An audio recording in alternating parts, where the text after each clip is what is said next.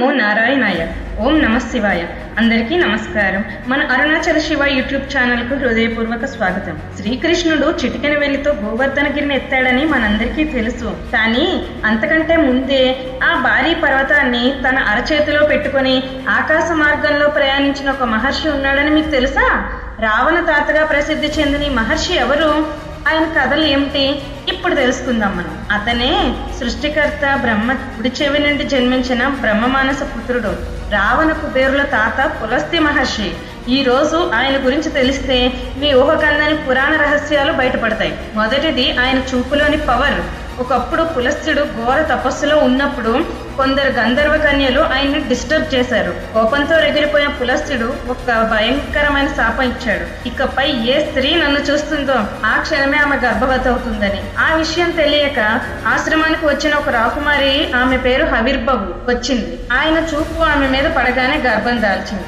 ఆ గర్భం నుండి పుట్టినవాడే విశ్రావసుడు. విశ్రావసుకి 2 భార్యలు ఉన్నారు. ఒకరు వరవర్ణిని, ఆమె భరద్వాజ మహర్షి కుమార్తె. ఇంకొక ఆమె దైత్య యువరాణి కైకసి. ఈ వరవర్ణిని అంటే భరద్వాజ మహర్షి కుమార్తె అయిన వరవర్ణినికి విశ్రావసుకి పుట్టినవాడే కుబేరుడు. ఆయనే సంపదలకు అధిపతి. ఇక దైత్య యువరాణి కైకసికి విశ్రావసుకి పుట్టినవారు రావణుడు, కుంభకర్ణుడు, శూర్పణఖ, ఇంకా మన విభీషణుడు. ఆ విశ్రావసుడి కొడుకులే లోకాలను పాలించిన రావణుడు, సంపద అధిపతి అయిన కుబేరుడు. అంటే ఒక చిన్న చూపు ఈ ప్రపంచ చరిత్రనే మార్చేసిందంటే చూడండి. రెండవది గోవర్ధనగిరి రహస్యం. అసలు గోవర్ధన పర్వతం కాశీలో ఉండాల్సింది, కానీ బృందావనంలో ఎందుకుంది? దీని వెనక ఉన్నది కూడా పులస్త్య మహర్షే. పులస్త్యుడు గోవర్ధన పర్వత అందానికి ముగ్ధుడై దాన్ని కాశీకి తీసుకెళ్తానని చెప్పాడు. కానీ పర్వతం మాత్రం ఒక కండిషన్ పెట్టింది. నన్ను ఎక్కడైతే కిందకి దించుతావో నేను అక్కడే స్థిరపడిపోతానని చెప్పింది. దానికి ఒప్పుకున్న పులస్త్యుడు దాన్ని మోసుకెళ్తుండగా సరిగ్గా బృందావనం దగ్గరకు రాగానే అనుకోకుండా ఆయన కింద దించాల్సి వచ్చింది. ఇక అంతే, పర్వతం అక్కడే ఫిక్స్ అయిపోయింది. ఎంత ప్రయత్నించినా కదలలేదు. కోపంతో పులస్త్యుడు నువ్వు రోజుకో నువ్వు గించంత పరిమాణం తగ్గిపోతావని శపించాడు. అందుకే కలియుగంలో గోవర్ధనగిరి ఎత్తు రోజు రోజుకు తగ్గుతుంది అని నిపుణులు చెబుతున్నారు. మూడవది రాక్షస జాతి రక్షకుడు కూడా ఈయన.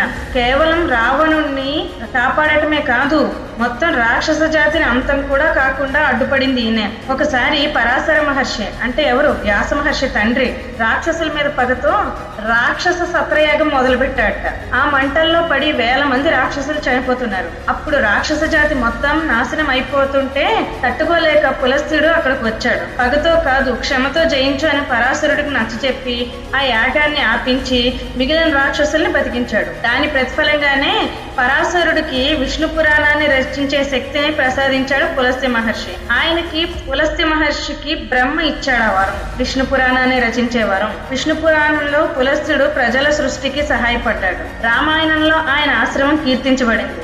రాముడు సందర్శించాడని కూడా కొన్ని గ్రంథాలు చెప్తాయి. మహాభారతంలో ద్రౌపది పుట్టుకకు సంబంధించి పులస్త్యుని ఆశీస్సులు ప్రస్తావించబడ్డాయి. ఆయన గోత్రం పౌలస్త్య గోత్రం. చాలా బ్రాహ్మణులు దీనికి చెందిన వారు ఉన్నారు. జ్ఞానం, తపస్సు, కరుణాకల మహర్షి. కంద పురాణంలో మానస ఖండం ప్రకారం నేటి నైనిటాల్ సరస్సును మొదట త్రిఋషి సరోవర్ అని పిలిచేవారు. త్రిఋషి సరోవర్ అంటే అత్రి, పులస్త్య మరియు పులహ మహర్షులు ఇక్కడే తపస్సు చేయడానికి వచ్చి దాహం వేసినప్పుడు తమ తపోశక్తితో ఏకంగా మానస సరోవరం నుండి నీటిని రప్పించి ఈ సరస్సును సృష్టించారు. అందుకే ఇది త్రిఋషి సరోవర్ అని పిలిచేవారు. కాలక్రమేణా ఇది కాస్త నైనిటాల్ సరస్సుగా మారిపోయింది. సరస్సు ఒకప్పుడు సరస్వతి నదీ ప్రవాహక ప్రాంతంలో ఉన్న ప్రాచీన పురావస్తు ప్రదేశం ఉంది. మహాభారత కాలం నాటి ఆనవాళ్లు ఉన్న ఈ ప్రదేశంలోనే పులస్త్య మహర్షి ఆశ్రమం కూడా ఉండేదని చారిత్రక ఆధారాలు సూచిస్తున్నాయి. పురాణాలకు ఉన్న చారిత్రక సాక్ష్యాలు కూడా ఇవి. గంగా నదీ తీరంలో ముఖ్యంగా గంగా ద్వారం వద్ద మహర్షి ఎక్కువ కాలం తపస్సు ఆచరించారు. మహాభారతంలో భీష్ముడు ఇక్కడే పులస్త్య మహర్షిని కలుసుకొని పవిత్ర తీర్థయాత్రల ప్రాముఖ్యత గురించి ఉపదేశం పొందాడు. పులస్త్య పులహాశ్రమం దళేశ్వరధామ్ అంటే నేపాల్లో ముక్తినాథకు వెళ్లే దారిలో ఉండే ఈ పవిత్ర స్థలంలో పులస్త్యుడు, ఆయన కుమారుడు విశ్రావసుడు తపస్సు చేశారని ఒక కథనం ఉంది. విశ్రావసుడు కుమారుని రావణాసురుడు ఇక్కడే జన్మించాడని స్థానికుల నమ్మకం. పొల్లోనరువా శ్రీలంక.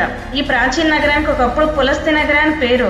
పులస్త్యుని మనవడైన రావణుడు సామ్రాజ్యం ఇది. పులస్త్యుడు ప్రస్తుత పులస్త్య గుహ అంటే ఉత్తరాఖండ్ లో తపస్సు చేస్తున్నాడని కొన్ని స్థల పురాణాలు చెప్తున్నాయి. ఆయన ఆలయాలు, తీర్థాలు ఉన్నాయని రావణుడు మంచి గుణాలకు కారణం పులస్త్యుని తపోశక్తి అని కూడా చెప్పారు. ఇక ఆయన కోపం ఒక పర్వతాన్ని కరిగించగలదు, ఆయన శాంతం రాక్షస జాతిని కూడా బ్రతికించగలదు. తాతగా, గురువుగా, ఋషిగా పులస్త్యుడు భారతీయ ఇతిహాసాల్లో ఒక అద్భుతం. ఇలాంటి గూస్ బంప్స్ తెప్పించే మరిన్ని పురాణ కథల కోసం ఇప్పుడే సబ్స్క్రైబ్ చేసుకోండి. జై సనాతన ధర్మం. जय हो